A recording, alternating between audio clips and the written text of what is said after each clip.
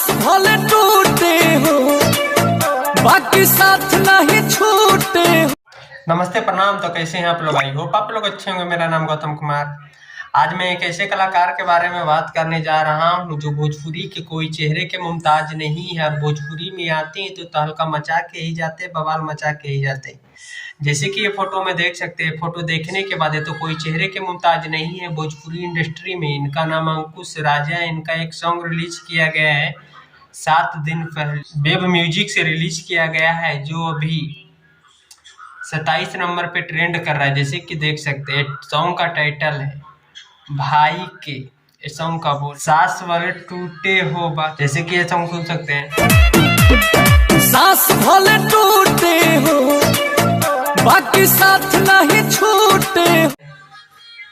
I hope आपको song अच्छा लगा हो तो लाइक, सब्सक्राइब, शेयर करें। मिलते हैं नेक्स्ट ट्रेंड सॉन्ग के साथ।